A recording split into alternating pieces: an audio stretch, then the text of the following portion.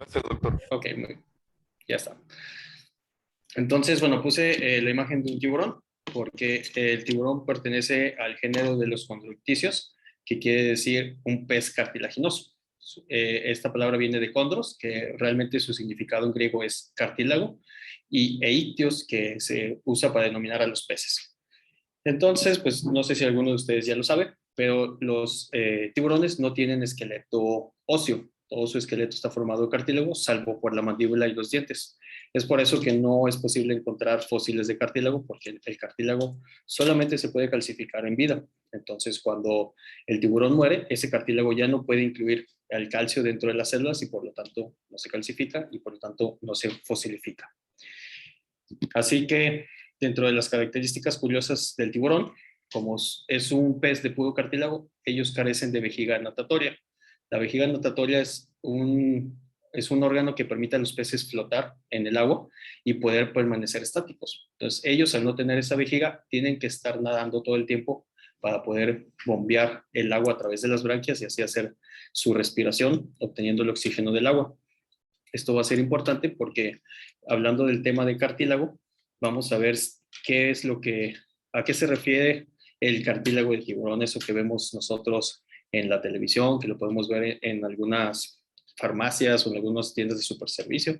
Vamos a ver si realmente sirve o no y también qué repercusión tiene a nivel mundial.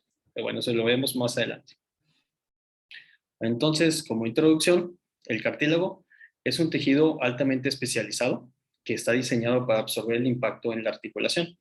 Hay cuatro principales tipos de cartílago. Ya hablamos del primero, que es el cartílago de crecimiento o el epifisial. Tenemos el cartílago elástico, fibrocartílago y el cartílago hialino. Cualquiera de estos cartílagos que podemos encontrar en nuestro cuerpo, sabemos que son avasculares, no tienen una vascularidad propia, son aneurales, no tienen inervación y son alinfáticos, tampoco tienen un drenaje linfático. Y esto le va a dar ciertas características que nos van a determinar por qué son tan difíciles de tratar las lesiones en el cartílago. Entonces regresamos a nuestra célula mesenquimal progenitora, de la cual se obtiene, puede haber algunos estímulos de crecimiento, como puede ser la cartogenina o el factor de crecimiento concentrado. Permíteme tantito. Bueno, se están llamando, pero no importa.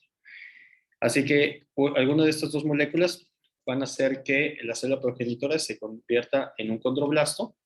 El condroblasto va a crecer y gracias a ciertos mediadores en la zona local donde se está desarrollando, va a poderse formar el condrocito maduro.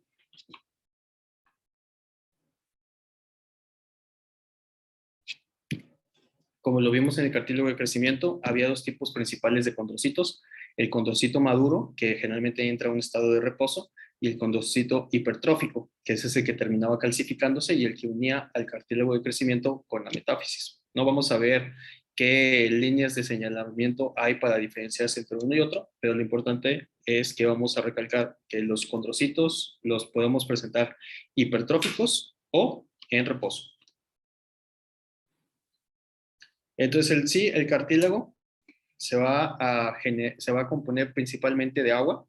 Desde los 2/3 hasta el 80% de todo el cartílago solamente es agua. Vamos a ver que las principales fibras que lo conforman es el colágeno tipo 2, más o menos del 10 al 18%, y el restante que nos queda, que puede ser del 10 al 15%, lo forman unas moléculas altamente especializadas en recibir la tensión del cuerpo, que se conocen como proteoglicanos. Los proteoglicanos son una unión de largas cadenas de aminoácidos con radicales de glucosa o radicales de azúcares. Entre los más comunes está el agrecano, el condroitin sulfato, el queratan sulfato, el heparan sulfato. A lo mejor algunos de estos nombres los han escuchado en suplementos que venden en la televisión para la salud de las articulaciones. Uno de los más conocidos es la glucosamina y uno que también ha entrado en boga últimamente es el ácido hialurónico. Las células, como ya los vimos, son los condrocitos. Los condrocitos se encargan de producir colágeno, se encargan también de sintetizar estos proteoglicanos y algunas enzimas para el medio local. Ya vimos que los condrocitos van a derivar de los condroblastos y generalmente se van a quedar en una zona de crecimiento del cartílago inmaduro. Los condroblastos que maduran se vuelven condrocitos en reposo. Los condrocitos van a tener dos tipos de respuesta, principalmente a los estímulos mecánicos, como el apoyo de la extremidad y el movimiento, y estímulos químicos, como también los presentaba el hueso, factor de crecimiento tipo beta, el factor de crecimiento derivado de las plaquetas, el factor de crecimiento insulinoide, también estimulan a que el cartílago se haga más grueso y que resista mejor la carga de peso. Como ya vimos, el cartílago no tiene vascularidad propia, entonces tiene que nutrirse a través de difusión. Y solamente lo puede hacer de dos maneras, en alguno de los dos extremos del cartílago, desde la metáfisis del hueso, en donde tenemos la circulación del hueso esponjoso, o desde el líquido sinovial. Entonces, si este cartílago no tiene ni su propia vascularidad y no tiene su propio drenaje linfático, pues va a tener una muy mala respuesta ante la infección, va a tener mala respuesta ante la reparación porque pues, no sangra, no se puede parchar por sí mismo, y también no va a tener respuesta a mediadores inmunológicos. Por eso vamos a ver que hay enfermedades como la artritis reumatoide, en donde puede haber una gran acumulación de anticuerpos anticartílago y no hay una forma de que el cartílago pueda barrer estos anticuerpos y por lo tanto evitar que progrese la enfermedad.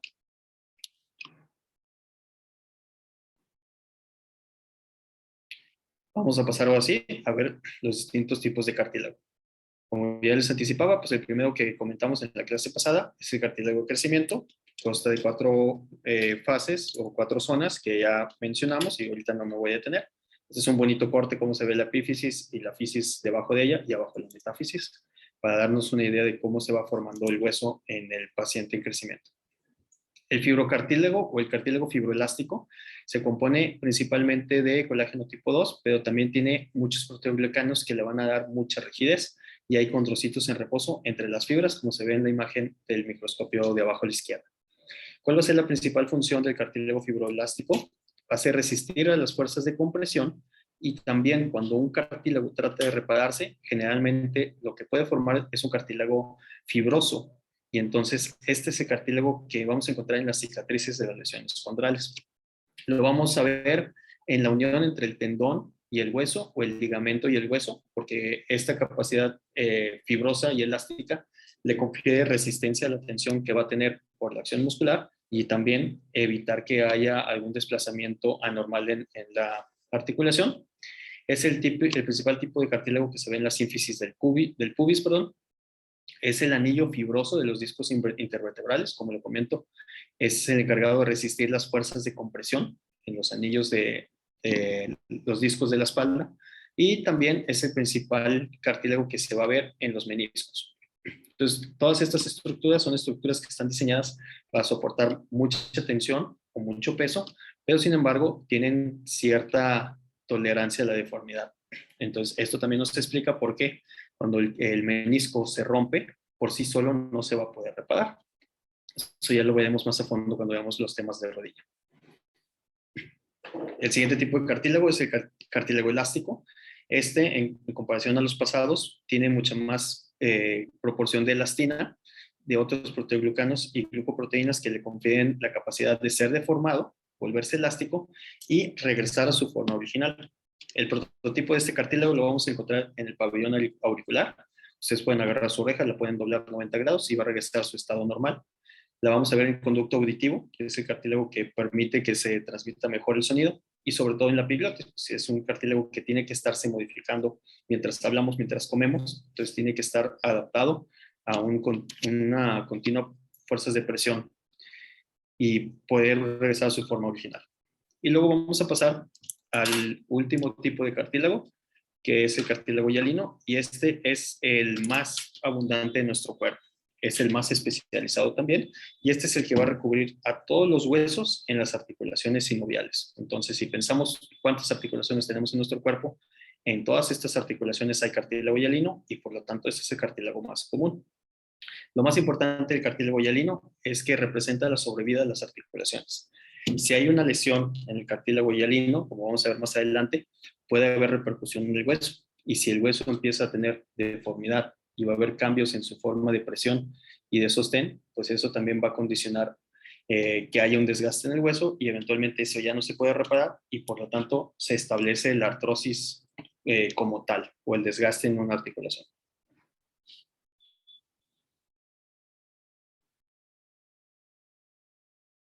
Ahorita, antes de entrar al tema de las lesiones de cartílago, pues vamos a repasar rápidamente cuáles son los distintos tipos de articulaciones. Y las articulaciones se van a definir como la unión entre dos huesos distintos. ¿Hasta aquí tienen alguna pregunta? No, doctor. No, doctor. Muy bien. Básicamente nosotros podemos dividir las articulaciones en dos tipos, en las sinoviales y las no sinoviales. Vamos a empezar por las no sinoviales o las sólidas, que a su vez se van a dividir en dos subtipos, las articulaciones sólidas fibrosas y las articulaciones sólidas cartilaginosas. Las fibrosas son aquellas en las que no hay un movimiento entre los huesos. Es algo que evita el movimiento y que mantiene a los huesos en la misma posición la mayor parte del tiempo. Entre ellas vamos a encontrar la sinostosis, que es la unión rígida entre dos huesos, en donde ya nunca más se vuelven a mover. ¿Alguien sabe un ejemplo de dónde encontramos sinostosis? Las suturas del cráneo. Exactamente, ese es el prototipo de una sinostosis. Las suturas del cráneo, una vez que se fusionan, ya nunca se deben de volver a mover. Las gomosas es la unión rígida entre la dentina y el periósteo. Es un tipo de articulación. Ahí podemos definir al diente como un hueso muy especializado, entonces se considera una articulación. Y luego tenemos a la fibrosa de tipo sindesmosis, que esa es la unión fibrosa entre dos huesos, pero que sí permite el movimiento. ¿Alguien tiene una idea de dónde encontramos sindesmosis?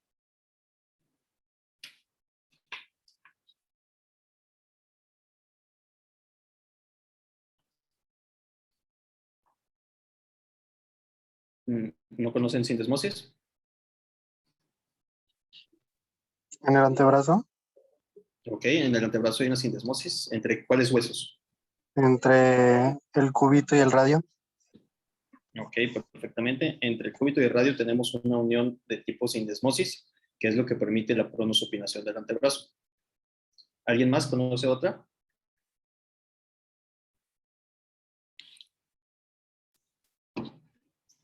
En la pierna, ¿Entre cuál y cuál? entre la tibia y el peroné. Exactamente, son las dos principales sindesmosis que tenemos, en la radiocubital y la tibioperonea. Entonces, esa es una unión fibrosa entre dos huesos que va a evitar que haya una disociación entre ellos, pero hay cierto movimiento entre los huesos. O sea, nosotros no podríamos hacer pronosupinación si la sindesmosis fuera rígida y al momento de caminar, nuestro pie no tendría una capacidad de tolerar el apoyo si la sindesmosis estuviera rígida. Ya cuando veamos específicamente esas dos zonas, vamos a ver cuál es la importancia de que la sindesmosis mantenga los huesos unidos, pero que a la vez sea flexible. Si pasamos a hablar de las cartilaginosas, aquí es en donde la unión entre los dos huesos se hace a través de puentes de cartílago. Básicamente hay dos, la sincondrosis, que es la unión rígida entre dos extremos de un hueso que están separados por una fisis. Normalmente esto no debería de tener movimiento y el ejemplo clásico es la fisis de crecimiento. Cuando el paciente deja de crecer, la epífisis y la metáfisis se van a fusionar de manera irreversible y por lo tanto se vuelve una sinostosis, así como las que tenemos en el cráneo. Entonces la sincondrosis es un periodo transitorio que nada más se presenta en la edad pediátrica. Y la sínfisis, que es la unión rígida entre dos huesos a través de cartílago hialino y fibrocartílago. En la sínfisis hay cierto movimiento que se puede considerar normal, pero superar este rango de movimiento nos va a dar problemas. Así que vamos a pasar a este ejemplo, donde vamos a ver las articulaciones fibrosas, como bien nos mencionaron, es la del cráneo, la gomosa en los dientes, la sindesmosis en el radio del cúbito o en la tibia del peroné, y las cartilaginosas, la sincondrosis, solamente es la fisis de crecimiento, y la sínfisis se puede considerar una sínfisis a los discos intervertebrales, porque es la unión de dos vértebras a través de un cartílago fibroso, y también la sínfisis del pubis. Si nosotros tuviéramos un pubis rígido, batallaríamos para caminar, porque cuando nosotros pisamos, nuestra pelvis tiene un cierto movimiento vertical. Y también es importante en cuestión del momento de dar a luz, porque las hormonas del embarazo, bueno, las hormonas del trabajo de parto, lo que hacen es que aflojan a la sindesmosis del pubis y eso permite que se distienda el canal del parto y pueda atravesar la cabeza del bebé por ahí.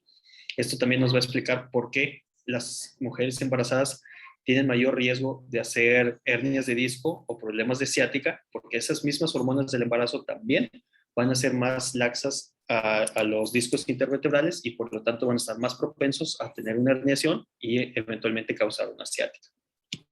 Eso también lo veremos a fondo cuando estemos hablando de columna. Ahora pasemos a las articulaciones sinoviales, que son las más comunes.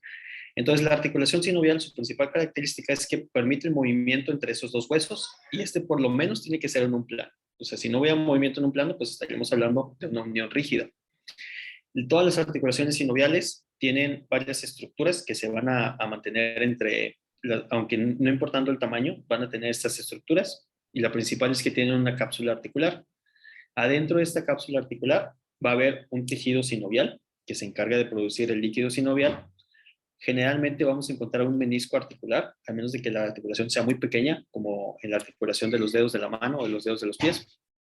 Y van a tener estabilizadores estáticos y dinámicos. Vamos a entrar mucho más a detalle en esto cuando veamos los temas de luxaciones, tanto en hombro, en rodilla, en cadera, cuáles son los estabilizadores estáticos y dinámicos de cada articulación.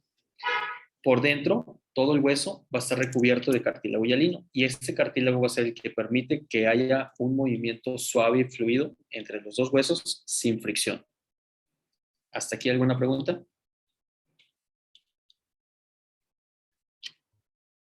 No, doctor. Muy bien. Entonces, las articulaciones sinoviales se pueden subdividir en varias maneras, según el plano de movimiento que tienen, uniaxial, biaxial o multiaxial. Por su forma anatómica, hay articulaciones que se desconocen como planas, articulación en bisagra, articulación bicondilar, unicondilar, en silla de montar o esférica, y por denominación biomecánica. Esto es hablando específicamente del tipo de movimiento que van a tener, como la artrodia, la troquiartrosis, la condilartrosis, trocoides recíprocas o artrosis. Entonces, para tratar de ejemplificarlo un poquito mejor, por ejemplo, la articulación del codo normalmente solamente nos permite extensión y flexión. En el codo no hay movimientos de rotación ni movimientos de pronación, eso lo da el antebrazo. Entonces, el codo es una articulación uniaxial, solamente tiene un solo plano de movimiento. Es una artrodia, es una troclear, porque tiene la forma de una troclea, y por eso se le denomina a la troclea del húmero, y por lo tanto su movimiento va a ser en bisagra. Entonces, una sola articulación se puede subdividir, se puede subclasificar en cualquiera de los tres conceptos. La articulación, por ejemplo, que tiene más movimiento es la del hombro. Entonces vamos a ver que es una articulación multiaxial, que es esférica y por lo tanto se considera una enartrosis, que es cuando una superficie esférica entra en una superficie cóncava. Igual, la cadera también es una enartrosis, pero como tiene un poquito menos de movimiento, esa también se considera condilar, pero también es esférica. Las que vemos como condilares los vamos a encontrar en la articulación de la rodilla, la articulación de los cóndilos femorales con la tibia, o en la mandíbula, la articulación del cóndilo de la mandíbula con el hueso temporal. Entonces, realmente no me voy a profundizar en esto, no voy a repasar esto. Ya si alguno quiere estudiar traumatología, pues sí va a tener que conocer las articulaciones y sobre todo los rangos de movimiento. Entonces aquí vemos ejemplos de las articulaciones según su división. Tenemos también articulaciones de pivote como C1, C2, que son lo que nos permiten las rotaciones del cuello. Una articulación esférica en la cadera, como les decía. Articulación condiloide o en silla de montar, que es la de la muñeca, que también tiene un rango muy amplio de movimiento. Articulación plana, por ejemplo, entre los huesos del tarso. Solamente se puede mover hacia adelante, hacia atrás y hacia los lados, pero no tienen tampoco rotaciones ni flexiones. La articulación en silla de montar, esa es específica del primer dedo de la mano. Es la única articulación que tiene una silla de montar. ¿Por qué? Porque permite un rango de casi 180 grados y de abducción y de aducción. Y eso es lo que nos diferencia de los primates. Y como vimos, la articulación del codo pues, se considera una troclear o en bisagra. ¿Qué es una luxación? La luxación es la pérdida de la congruencia en las articulaciones. Esto nos va a causar un cuadro sintomático que es muy doloroso. Generalmente se va a caracterizar por una deformidad evidente, por una pérdida del movimiento y aparte mucho dolor. En esto asumimos que hay una afección de los estabilizadores articulares, ya sea de los estáticos, de los dinámicos o de ambos. Y generalmente la luxación requiere de una manipulación para regresar el hueso a su cavidad normal. Esa manipulación nosotros la definimos de manera coloquial como una reducción. Esta va a ser una de las verdaderas 5 urgencias traumatológicas que les mencionaba en la introducción. ¿Y por qué? Porque si el cartílago, que es avascular y es aneural, está fuera de su articulación, entonces va a perder el potencial de nutrición a través de la difusión. Entonces aumenta el riesgo de necrosis avascular y por eso la luxación se tiene que tratar lo antes posible para evitar que nos presente una lesión de cartílago. Entonces, eso es una luxación de rodilla, la más común es una luxación posterior, y ese es cómo se ve en el paciente, se ven equimosis, se ve una deformidad evidente y obvio mucho dolor. Ya también cuando veamos los temas de luxaciones vamos a ver cómo se clasifican y cómo se reducen. Para esto ya vamos a pasar a nuestro tema de lesiones condrales. Entonces, como el cartílago no tiene vascularidad, no tiene linfáticos, pues tampoco tiene un potencial de regeneración. Entonces, también algo que entorpece la recuperación del cartílago es que los condrocitos que están más cerca de la superficie articular van a estar en estado de reposo y por lo tanto no son activos. Y las células progenitoras de la médula ósea pues, están hasta el otro lado de la lesión. Si nuestra lesión es articular, pues apenas de que fuera una lesión de espesor completo, podría llegar a estimular a las células progenitoras que están en la médula ósea, pero pues teniendo una lesión de espesor completo, pues vamos a saber que va a ser más difícil que se pueda reparar de manera exitosa. Entonces, el cartílago no se regenera. Todos los que dicen de que venden regeneradores de cartílago o que promocionan productos diciendo que vuelven a formar cartílago, esas son mentiras. No existe el momento y ahorita vamos a hablar un poco al respecto. Entonces, las lesiones de cartílago solamente se parchan. Si es de manera espontánea, como les comentaba hace rato, va a generar una fibrosis, un tejido fibrótico cicatrizal. Si le va bien al paciente, puede formar un fibrocartílago, el cual es resistente a la tensión, no tan bueno como el cartílago hialino, pero mejor que no tener nada. Lo peor que le puede pasar es que este cartílago se calcifique, porque al estar calcificado va a ser rígido y va a perder la capacidad de soportar el peso y por lo tanto va a aumentar la deformidad. Y lo ideal sería pues volver a tener cartílago hialino en donde hubo una lesión. ¿Cuáles son los principales mecanismos de las lesiones condrales? Puede haber una disrupción mecánica en el cartílago. Esto se puede lograr por una mala alineación de la extremidad, como vemos en la primera imagen.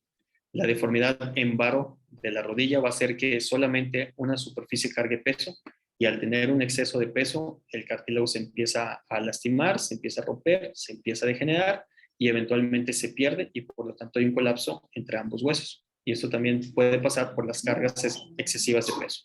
Gente que hace trabajo muy intenso, que son albañiles o que son cargadores o que tienen muchísimo sobrepeso, también tienen mayor riesgo de empezar a lesionar el cartílago. El cartílago se puede lesionar por un evento traumático agudo, como lo vemos en la imagen de hasta la derecha, una fractura articular donde se rompa la superficie articular, pues el cartílago también va a estar lastimado.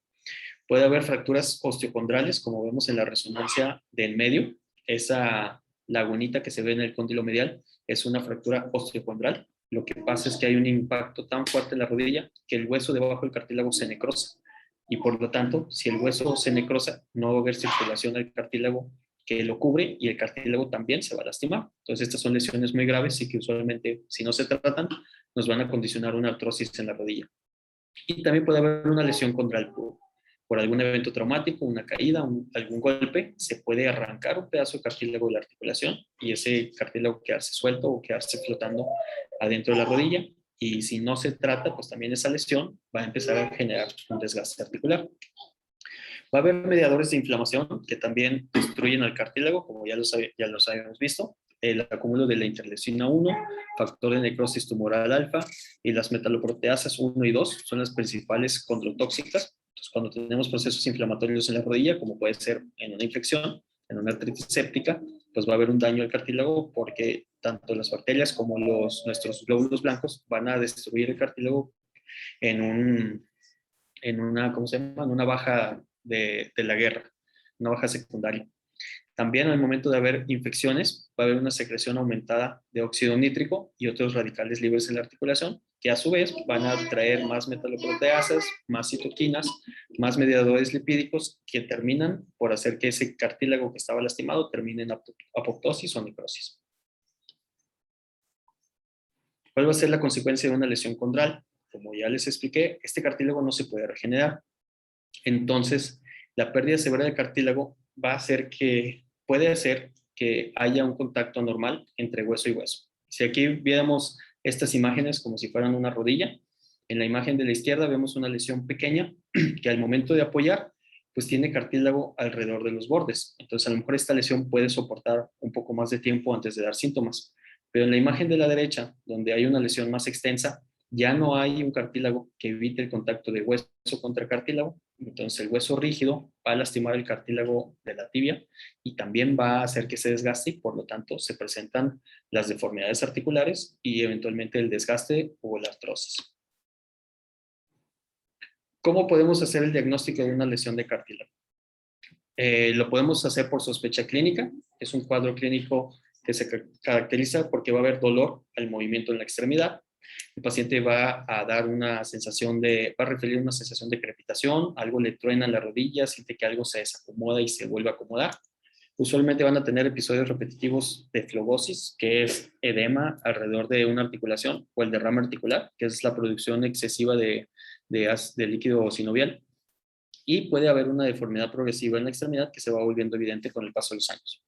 Si nosotros tomamos radiografías en una lesión inicial, puede haber cambios indirectos que nos pueden hacer pensar que hay un cartílago lastimado. Como el cartílago no está calcificado, no se va a ver en una radiografía, al menos de que ya se haya calcificado, y eso, como ya les dije, es un factor de mal pronóstico. Puede ser evidente también en la radiografía alguna secuela de esa lesión condral, y como les digo, si el cartílago ya se ve calcificado, pues sabemos que eso ya no está bien. Entonces, ahorita vamos a hablar un poquito de cuáles son los datos indirectos, por ejemplo, en una rodilla, cómo podemos asumir que el cartílago no está bien. Actualmente, el gold estándar para hacer un diagnóstico de una lesión cartilaginosa es la resonancia, porque nos permite evaluar la profundidad y la extensión de la lesión, y también vamos a ver si hay alteraciones en otros tejidos blandos. Hablando específicamente de la rodilla, si un paciente tiene una ruptura de menisco, eso va a hacer que su rodilla cargue peso de una manera normal y eventualmente empieza a lastimar el cartílago. Entonces, si yo le tomo la resonancia pensando que trae una lesión de menisco y una lesión de cartílago, pues podría diagnosticar ambas cosas con el mismo estudio. Y finalmente, el último estudio para hacer un diagnóstico completamente certero sería una artroscopía, que es básicamente ir a sumarnos adentro de la articulación para ver qué está pasando. Y la ventaja de la artroscopía es que al ser un procedimiento quirúrgico, yo tengo la opción de dar un tratamiento de una vez, como vemos en la última imagen de abajo a la derecha. Eso es una artroscopía de una lesión condral, como la que se ve arriba en la resonancia, en donde el cartílago está separado del cóndilo, incluso se le ve una pequeña caverna ahí. Entonces, ese cartílago que está flotando ahí ya no sirve, ya no está soportando peso. Y al contrario, está aumentando la fricción en la rodilla y eso es lo que le causa la crepitación al paciente. Vamos a ver un poquito las generalidades en el tratamiento de las lesiones de cartílago. El tratamiento puede ser médico o puede ser quirúrgico. Si hablamos del tratamiento médico, que también voy a profundizar un poquito en eso, podemos dar desinflamatorios, podemos dar suplementos que se conocen como condroprotectores. Si mi paciente está pasado de peso, pues voy a pedirle que trate de llegar a su peso ideal para quitarle carga a la articulación. Si es una articulación que no carga peso, pues no tiene nada que ver su índice de masa. Hay que promover la actividad física, evitar la actividad física que tiene impacto y apoyar la actividad física que no tiene tanto traumatismo, como la natación, como la bicicleta, el ejercicio en elíptica. Los voy a mandar a rehabilitación para que fortalezcan sus extremidades e incluso en algunos casos pues voy a protegerlos con algún tipo de ortesis, algún tipo de férula, para que dejen de lastimarse ese cartílago en lo que se parcha o se trata de cicatrizar y que eventualmente ya no tenga tanta molestia. Ya cuando hablemos del tratamiento quirúrgico, si hablamos específicamente de una lesión condral, pues nosotros podemos estimular la formación de esos parches de cartílago fibroso o fibroelástico o tratar de que haga una cicatrización con puro fibroblasto. Podemos buscar terapias de regeneración condral, que ahorita les voy a explicar en qué consisten, o en los casos más severos hacemos un trasplante de cartílago. También cuando estamos haciendo el tratamiento quirúrgico, vamos a tratar de corregir las deformidades que ya se crearon en la rodilla. Si esto se debió a una fractura, pues hay que hacer la fijación de la fractura. Si esto se debe a que hubo una luxación en la articulación, pues tengo que estabilizar la articulación para que no se siga luxando y que no siga lastimando el cartílago. Y en el peor de los casos, si el desgaste ya está bien establecido, si ya hay deformidad en la rodilla, pues también puedo hacer un reemplazo articular, que va a ser básicamente quitar toda la superficie desgastada de la rodilla para poner una nueva superficie, lo cual me permite no solamente enderezar a la extremidad, sino también quitarle las zonas de dolor y permitirle al paciente que tenga una mejor calidad de vida. ¿Hasta aquí tienen alguna pregunta?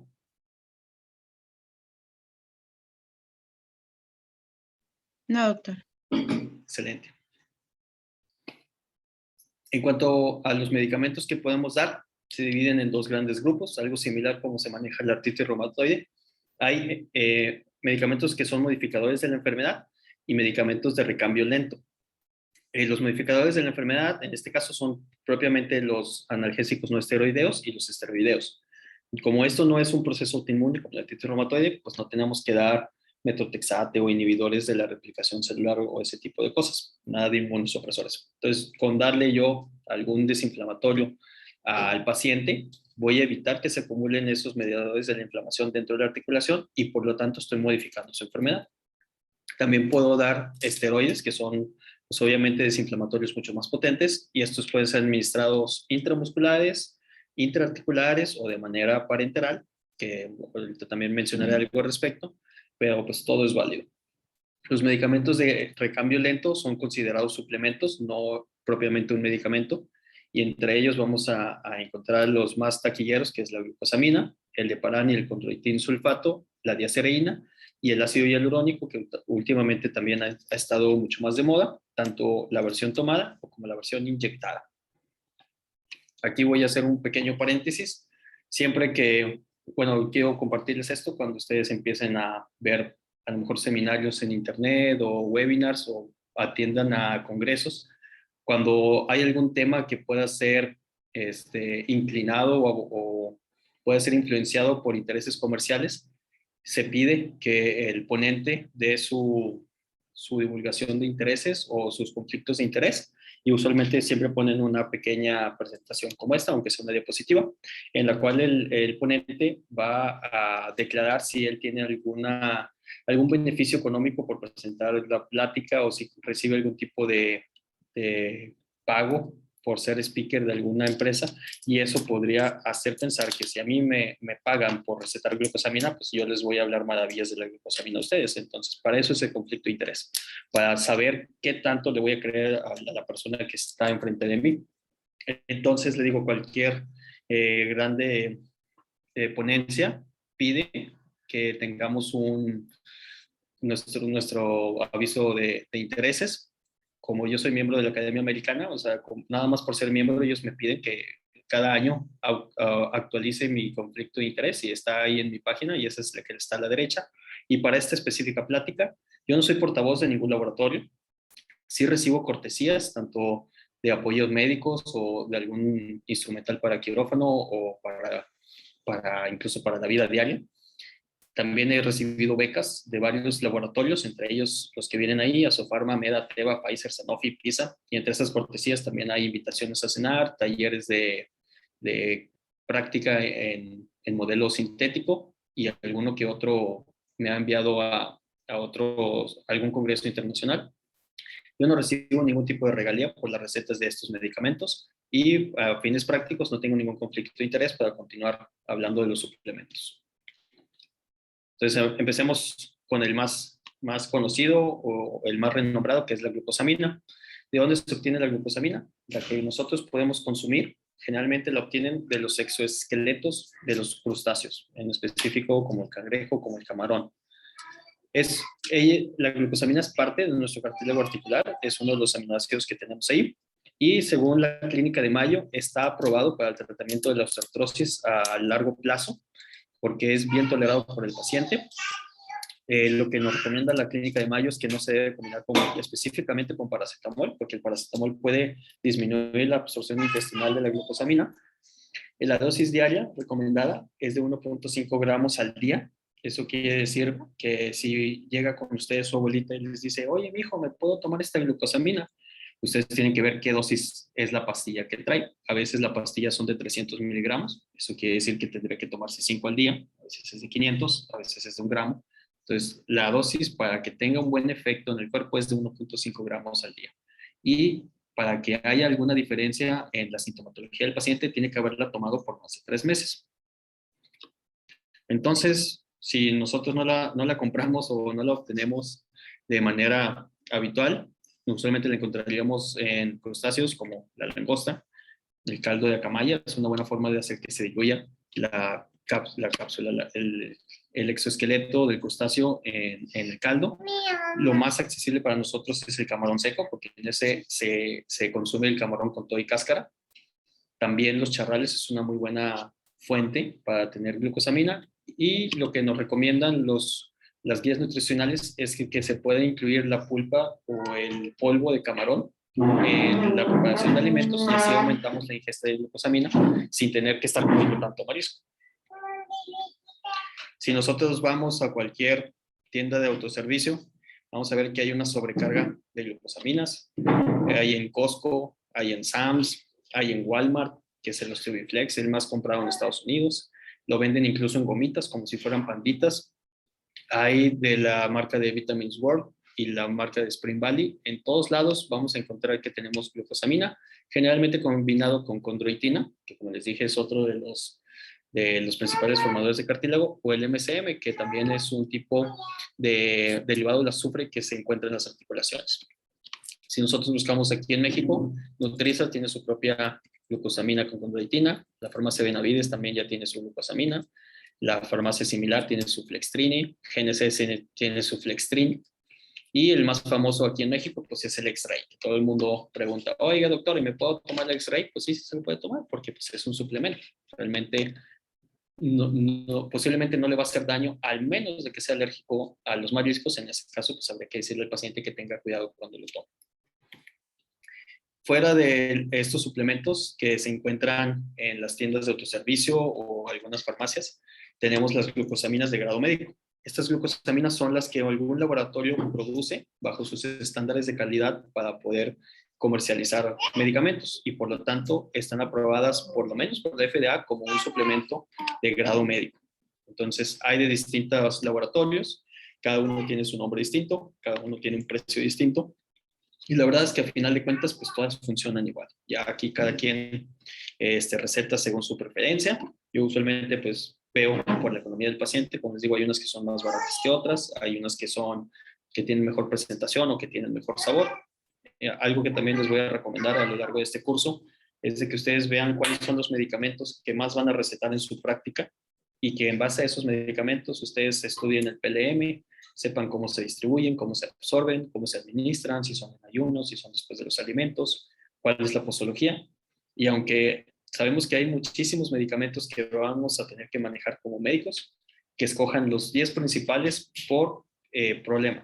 Por ejemplo, yo tengo a mis 10 o mis 20 analgésicos no esteroideos que me los sé de pe a pa para poder identificar cuando mi paciente presenta algún problema, como alguna reacción adversa o alguna intolerancia, hinchazón en las piernas.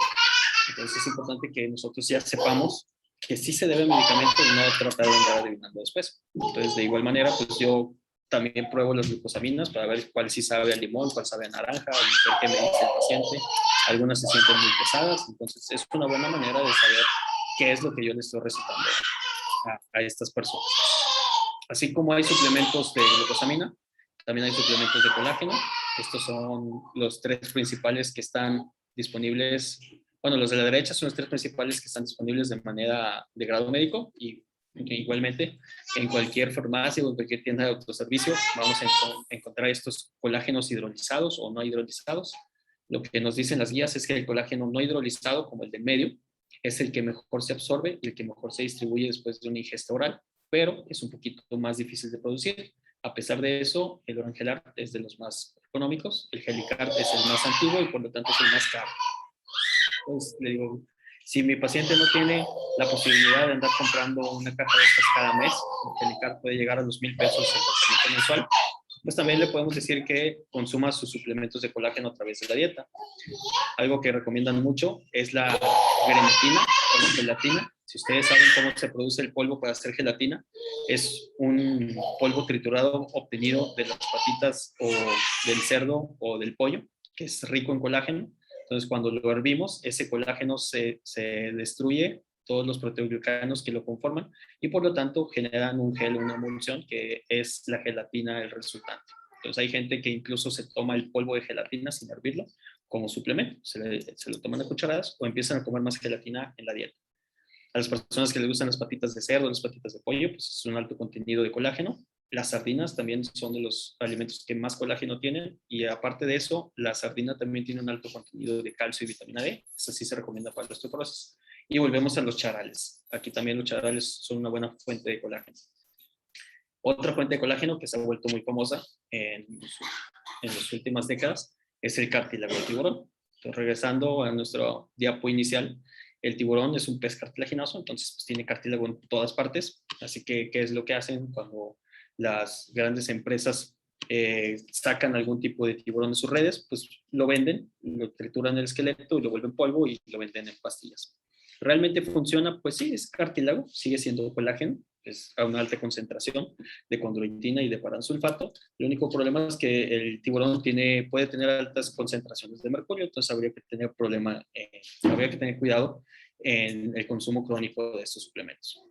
Hay de todos los tipos, hay en tabletas, hay en pastillas, hay en cápsulas, hay en polvo, combinado con colágeno, el cartílago solo, el cartílago con vitamina D. Ya si quieren recetarle algo a su peor enemigo, hay incluso cartílago del tiburón con ajo rey, que es lo peor que pueden hacer. Tengo todo un dilema y un pleito con las personas que consumen el ajo rey. Incluso tías mías que tienen dolores articulares han preferido tomar ajo rey que ir a preguntarme qué les receto. Y bueno, la verdad es que se ha demostrado que el ajo rey tiene trazas de diclofenaco y de cortisona, por eso les quita el dolor a los pacientes. Entonces, si tú tienes un paciente que está tomando ajo rey de manera crónica, pues eventualmente pueden tener alteraciones por el metabolismo del cortisol, como enfermedad de Cushing o problemas renales. Entonces, si ustedes tienen algún conocido que está consumiendo esto, pues más vale prevenirlos. Y también tenemos pues el neocartílago, que realmente no sé a qué se refiere, pero son suplementos que siguen sacando cada día y que son más comunes de verlos cada vez. Ya saliéndome un poquito del tema, pues yo siempre he sido fan de las películas de tiburón. Yo crecí viendo estas películas, a mí me gustaban mucho y para mí el tiburón es como que mi animal marino favorito. Aparte, la película de tiburón fue dirigida por mi director favorito, que es Steven Spielberg. Hay muchísima mercadotecnia acerca de los tiburones. También cuando era chico a mí me tocaba ver La Semana del Tiburón en Discovery Channel y estábamos una semana completa viendo puros documentales de tiburón. Dato curioso, el tiburón salta. ¿Y por qué salta? Porque tiene un esqueleto de cartílago que lo hace ligero, entonces si nada rápido hacia la superficie puede salir y así es como cazan las focas. Y aparte ahorita pues a mi hija es también muy fan de el Baby Shark, entonces toda la familia somos protectores de tiburones y pues sí nos consterna un poco hablar del problema de la aleta de tiburón. La aleta de tiburón, la sopa de aleta de tiburón es una práctica culinaria tradicional de China y algunas zonas de Asia, porque ellos lo consideran un verdadero manjar. Lo que hacen es, le cortan las aletas a los tiburones, las dejan secar al sol y una vez que seca, pues como se ve ahí en la imagen de abajo a la derecha, queda un molde que es solamente de cartílago y de colágeno y esto se disuelve en una sopa y pues tiene un sabor muy característico. Yo no lo he probado, es lo que describen. Y entonces, debido a que puede dar pie a hacer caza furtiva de tiburones, está prohibida en muchos países y sobre todo eso hizo que se hiciera más cara la aleta de tiburón, entonces hay mucho beneficio para quienes lo siguen haciendo de manera ilegal.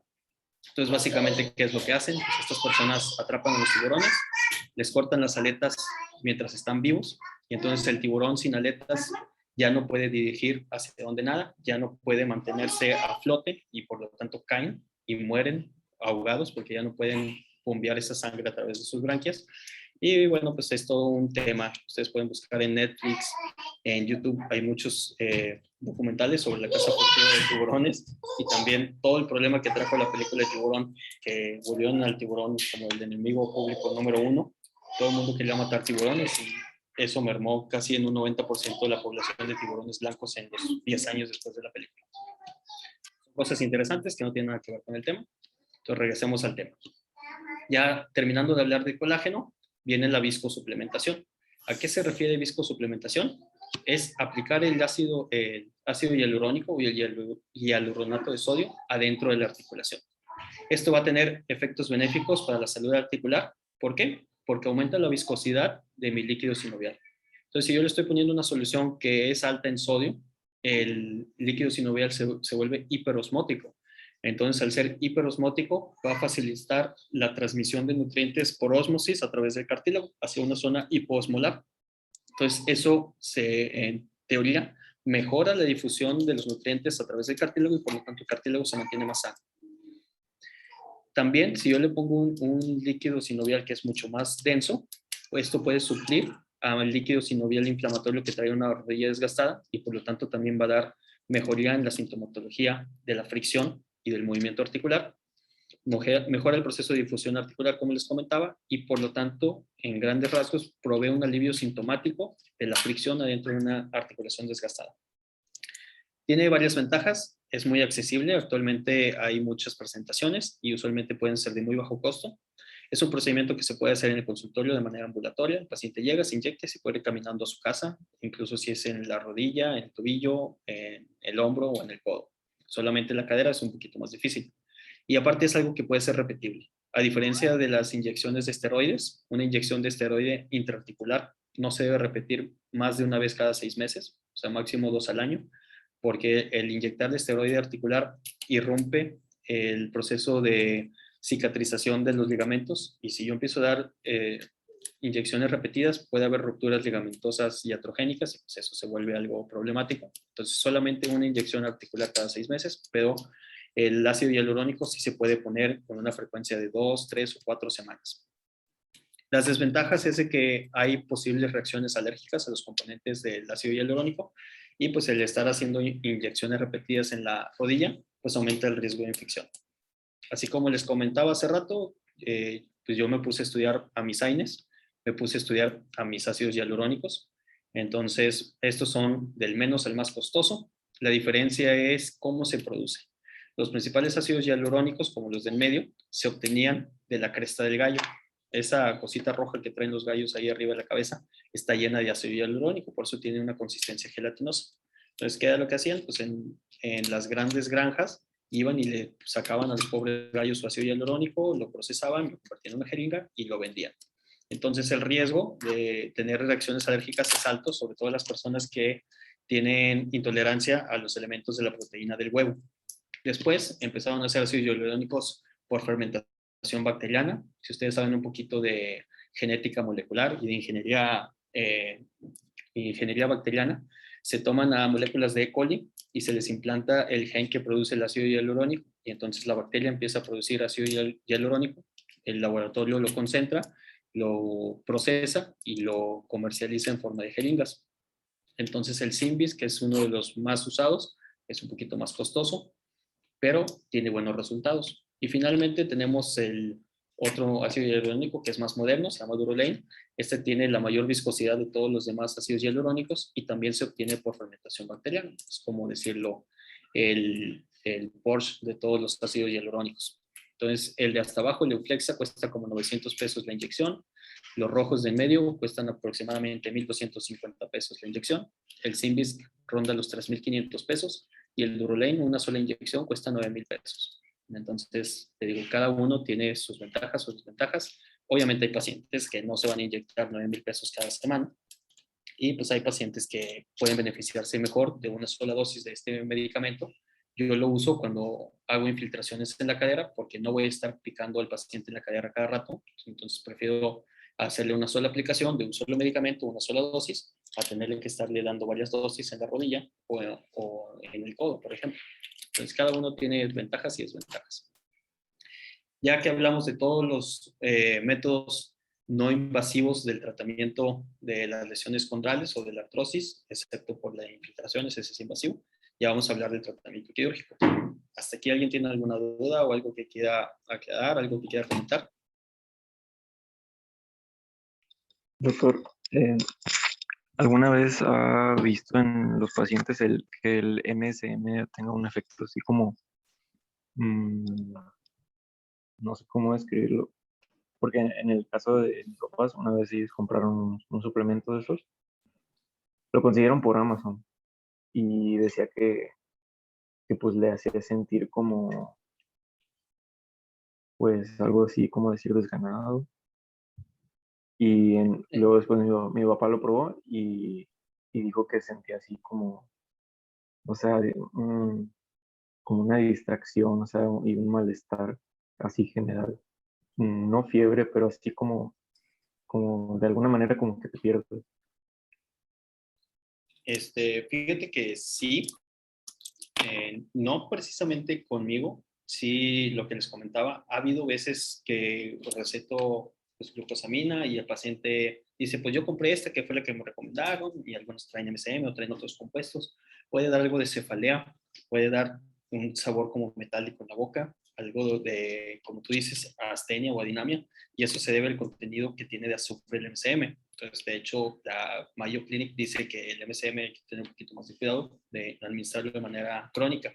Sobre todo porque esas pastillas usualmente te dicen, pues, tómate 3 o 4 pastillas al día para llegar a la dosis de glucosamina, pero pues también estás tomando un poquito más del azufre. Entonces, como hay una intoxicación por azufre, no sé si la conocen, intoxicación de los mariscos, también puede pasar con estas pastillas. Entonces, por eso yo trato de recomendar lo que conozco. Y cuando alguien me dice, a mí me recomendaron esta y les soy franco, yo no lo conozco, no sé si le funciona, inténtenlo, si se siente mal, pues la cambiamos. Pero sí está descrito en la literatura. Digo, una u otra vez, a mí me ha tocado escuchar específicamente con MSM, sí. Gracias. ¿Sí? ¿Alguna otra pregunta?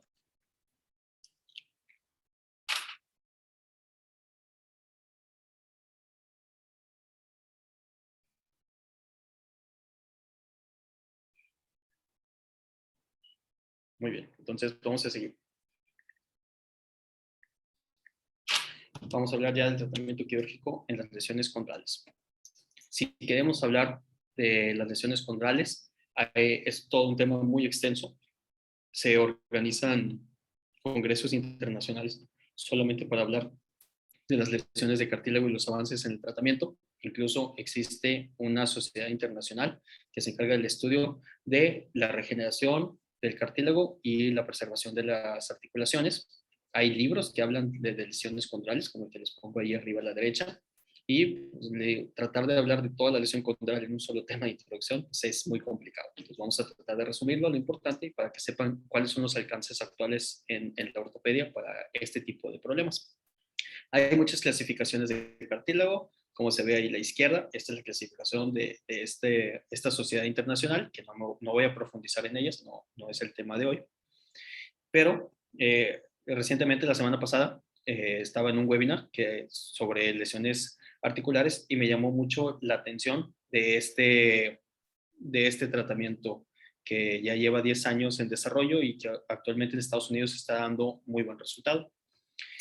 A manera de comentario, el ponente, que es uno de los que más ha estudiado el tratamiento de las lesiones cartilaginosas, estaba comentando que en Estados Unidos se asume o se presume más bien que existen 1 millón de pacientes al año con lesiones condrales. De estos, más de 200,000 son tratados por lesiones condrales de alto grado cada año. Y se dice que el 20% de los atletas de élite, pues como sabemos, Estados Unidos es un país caracterizado por mucho impulso al deporte profesional. El 20% de estos atletas de grande élite, sobre todo los de fútbol americano, van a tener lesiones de cartílago severa. Todos los pacientes que llegaron a 66% de los pacientes que han llegado a una artroscopía de rodilla se ha demostrado algún tipo de lesión condral. Entonces, a lo mejor es una lesión que ha estado subdiagnosticada a lo largo de los años. Y específicamente este ponente hablaba de estas nuevas terapias que se llaman el autoimplante de colonias de cartílago. Vemos ahí en la artroscopía una lesión grave, una lesión grande, aproximadamente 2 centímetros. El cartílago es lo blanco y lo amarillo que está en el centro es el hueso ya denudado, o sea, el hueso expuesto. Entonces, esta terapia consiste en tomar una biopsia del cartílago del paciente. Esa biopsia del cartílago va y se va a cultivar en medios especiales para que por medio de ingeniería genética se replique y que crezca. Y una vez que creció a lo largo de unos 4 o 6 meses, se le vuelve a implantar al paciente. O sea, se toma una muestra para que crezca in vitro cartílago del paciente con su propio código genético y luego van y se lo vuelven a poner en la rodilla. Y es la terapia que ha demostrado que sí se puede, cuando no lo regenera, ¿verdad? Porque lo están haciendo crecer por fuera, pero han logrado reponer el cartílago hialino que este paciente había perdido. El gran inconveniente es que un procedimiento de estos cuesta $65,000. O sea, estamos hablando $1,500,000 de pesos. Entonces, obviamente aquí en México no está disponible, todavía no lo estamos haciendo. No sé si van a pasar otros 10 años para que nos llegue una terapia como esta, pero este es el grado de la investigación y la inversión que se le hacen a las lesiones de cartílago en los países de primer mundo. Entonces, si nosotros hacemos una artroscopía, nosotros podríamos evidenciar varios grados de lesión cartilaginosa, desde las más simples, que es como esta, en donde nuestro instrumento se puede hundir en el cartílago porque está muy blando. Podemos ver un poquito del cartílago deshilachado, unas rupturas de espesor completo, pero que no forman un hueco como una caries, o la lesión condral completa con exposición del hueso subcondral. Cada una de ellas tiene distintos alcances en el tratamiento y por eso a esta sí les menciono esta clasificación, que es una clasificación muy básica. Entonces, si tenemos lesiones pequeñas, permíteme tantito, creo que le están tocando la puerta. No tardo.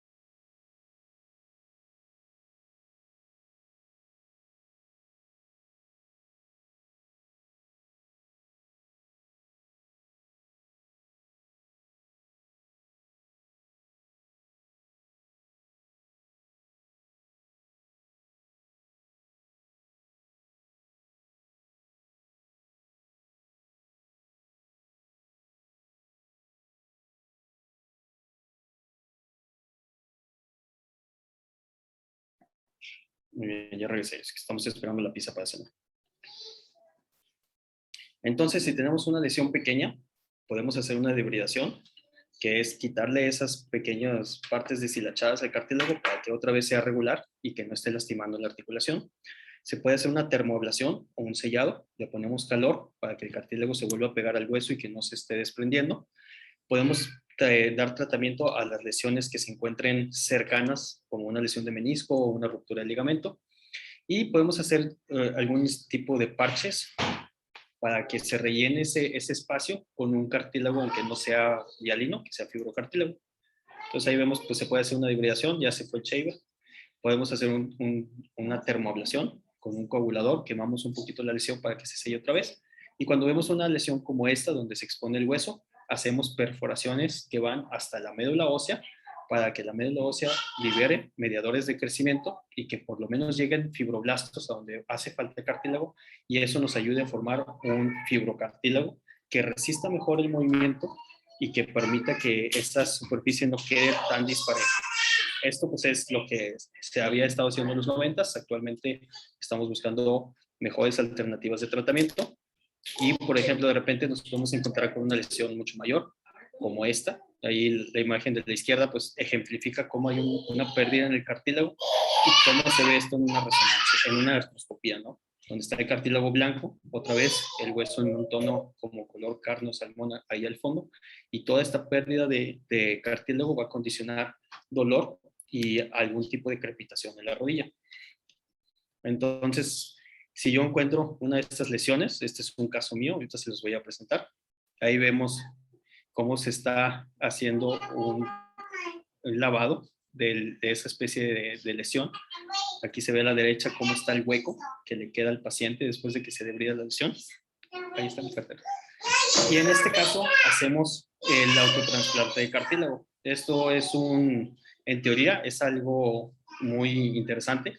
Nosotros vamos a tomar cartílago de una zona donde la rodilla no carga peso, como la tróclea femoral, y nos vamos a llevar un taquetito de hueso que trae hueso con cartílago sano a la lesión y lo vamos a poner como si fueran taquetes, valga la redundancia, en la pared para rellenar el defecto y que este paciente tenga una superficie que sea otra vez congruente. Este es uno de mis videos, es un caso que tratamos, fue un caso antes de este, vamos a adelantarle lo bueno, ahí está. Entonces vemos la lesión de cartílago y qué es lo que pasa si no tratamos este cartílago, pues va a llegar a un desgaste franco. Le digo, en las radiografías a veces no es tan evidente porque todavía no puede haber una lesión en el hueso subcontral, pero si nosotros le tomamos una resonancia, aquí vamos a ver cómo se ve un hueco en el cartílago, que es lo que se marca en la imagen roja. Ese es el defecto de cartílago. Entonces nosotros hacemos una artroscopía de manera habitual. Este es el tratamiento con el autotransplante. Es el video de la técnica de la empresa que nos provee el instrumental. Nosotros usamos una especie de toma de injerto que es filoso y ya que una vez tomado vamos a ir a donde está la lesión y lo vamos a impactar en esa misma zona. Entonces aquí estamos viendo cómo está el cartílago todo suelto, está deshilachado. Ese cartílago no soporta el peso. Este paciente también traía una lesión de menisco, entonces ahí le estábamos quitando el menisco que estaba roto. Hacemos una debridación de la lesión. Esta es una cucharilla. Ahí se ve cómo queda el hueco, lo que se ve rojo es el hueso debajo del cartílago. Entonces vamos a ir a tomar nuestro instrumento con el que vamos a tomar el taquete de la zona donadora. Se martilla hacia adentro para poderlo extraer. Esa es la lesión antes de ponerle el taquete. Y ahí vamos con nuestro taquetito. Para esto tenemos que hacer un orificio del mismo tamaño y del mismo diámetro para que cuando lo impactemos quede a presión y que no vaya a quedar flojo y que no se vaya a salir de la parte del cóndilo en donde lo estamos impactando. Se va a impactar con sumo cuidado. Este es un instrumento muy delicado para que no nos quede más sumido y así es como queda la lesión parchada. Ya con esto la superficie queda otra vez pareja y volvemos a hacer nuestra artroscopía. Ahí en el centro se ve el taquete y vemos cómo al doblar y extender la rodilla, en la lesión ya está parchada. Se ve a la derecha, este paciente le pusimos 2 taquetes de 6 milímetros porque traía una lesión aproximadamente de 2 centímetros. Y bueno, todo eso lo hacemos por artroscopía con un abordaje pequeño invasivo. Entonces, ¿qué pasa si esto no se trata? Si el paciente se queda con una lesión como esta, después podemos encontrarlo en una radiografía. Le digo, ahí hay datos sugestivos, como lo marca la flecha azul, ahí se ve como una sombra. Esa sombra es el hueso que está debajo del cartílago que ya está inflamado o que ya se está necrosando. Si esto no se trata, el paciente va a perder el apoyo en la zona medial de la rodilla y eventualmente va a tener una deformidad en barro, como se ve aquí. Hay un colapso del compartimento medial y el compartimento lateral se encuentra sobredistendido. Si esto continúa a lo largo de los años, ¿qué pasa? Pues hay un colapso completo. Una radiografía así, nosotros asumimos que aquí ya no hay cartílago porque yo veo que el hueso está pegando con el mismo hueso. Obviamente este paciente va a tener dificultad para caminar, va a tener dificultad para doblar la rodilla y si nosotros lo vemos clínicamente, pues llegan a una artrosis muy severa, como el caso de este señor, en donde aquí se ve cómo está curveada la rodilla. La rodilla en barro se conoce como la rodilla del charrito porque parece un paréntesis. Y bueno, pues ya este es un caso que requiere un manejo con una prótesis. Entonces, esa es la radiografía del paciente. Así es como se ve al momento de la cirugía. Lo que está marcando la flecha verde es la falta de cartílago, es puro hueso, lo que se ve aquí en la zona blanca. Lo único de cartílago que le queda es esta isla de aquí. Toda la demás rodilla ya estaba degenerada. Aparte, pues la deformidad que tiene. Esta es la prótesis de rodilla ya implantada. Tiene un componente femoral que suple a la tróclea femoral, un componente tibial que va a suplir al plato tibial y en medio este inserto es un plástico de alta densidad que se conoce como polietileno, que es el que suple el cartílago. O sea, es lo que permite que el movimiento entre metal y metal sea sin fricción y que sea suave y que asemeje lo más posible la naturaleza de una articulación. Entonces aquí vemos al paciente a los 2 meses de su cirugía, caminando. Ahí todavía me comentaba un poquito de dolor, pero pues le falta rehabilitación, le falta fortalecimiento. Tenía mucha deformidad en su rodilla, pero pues ya se ve que ha recuperado la funcionalidad. Y a la izquierda vemos cómo estaba antes y cómo está el momento que acabamos de cirugía. Les digo, la gran ventaja de una prótesis de rodilla es que al hacer los cortes para ponerle implante, nosotros podemos calcular qué tanto necesitamos quitarle para enderezar la rodilla y una vez puesta la prótesis, pues su rodilla ya tenga un eje normal y por lo tanto evitamos que se empiece a desgastar su cadera o su tobillo cuando hablamos específicamente del miembro inferior. Entonces, a manera de conclusiones, el cartílago hialino es el más abundante en el cuerpo, es el más importante y siempre va a ser el que más vamos a tratar de preservar en el tema de ortopedia. Las lesiones de cartílago nunca van a regenerar cartílago de manera espontánea, por lo tanto, usualmente hay que operarlas, porque la sobrevida de las articulaciones depende de la integridad de este cartílago. En el tratamiento general, vamos a empezar con los AINES, con los suplementos. Va a haber algunas intervenciones quirúrgicas, como las que les presenté brevemente. Vamos a tomar desde ahorita el término de luxación, que es la pérdida de la congruencia articular entre los dos huesos, y la cual representa una verdadera urgencia traumatológica. Ya con esto pues terminamos el tema de hoy. ¿Alguien tiene alguna pregunta?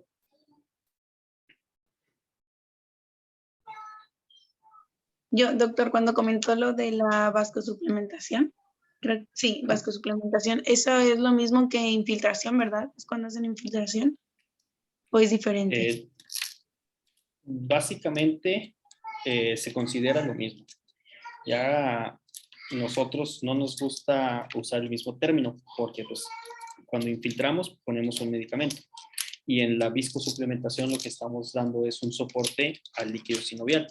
Entonces por eso existe esa diferencia en el término. En grandes rasgos, pues sí, una infiltración es poner un medicamento en una articulación, así que la viscosuplementación es un tipo de infiltración. Pero pues a mí me gusta diferenciarlo. Cuando yo me refiero a infiltración, usualmente hablo de un esteroide, y cuando me refiero a viscosuplementación, me refiero a ácido hialurónico.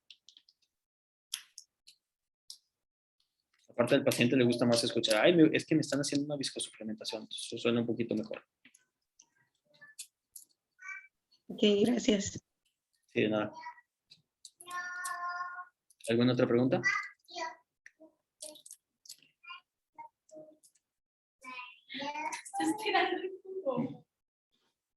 No, todo bien, ¿les gustó el tema de hoy?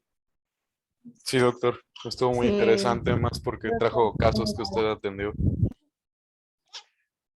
Sí, usualmente las presentaciones que vamos a estar viendo son así casos míos. Yo había comprado esa cámara con la que grabo las cirugías para irme de pesca, pero luego empezó la pandemia, entonces nunca lo usé y pues empecé a grabar mis cirugías y como vi las clases el semestre pasado, pues me sirvió mucho para tener material, porque pues ahorita no tienen la posibilidad de andar rotando en hospitales o de tener práctica clínica, pues por lo menos así les puedo compartir los procedimientos de cirugía. Saludos, Sofía. Hola. Aquí está la fan de Baby Shark. Acá arriba para que te vean la manita. Bueno, ¿alguna otra pregunta? Creo que no, doctor, pero en Disney Plus ahorita está la semana del tiburón. Ah, Ahí, qué bien, bueno que me dices. sí. Me voy a poner a verla. Bueno, entonces, pues nos veríamos el martes para el siguiente tema. Vamos a ver músculos, ligamentos y tendones. Ya terminando ese tema, el jueves sí les voy a mandar los casos clínicos para que nos presenten. Posiblemente van a ser como 3, entonces no sé si quieren una sola persona o dividirlo entre 2 para resumir lo que hemos visto antes de pasar al siguiente tema, porque ya el tema 5 ya empezamos a hablar de fracturas.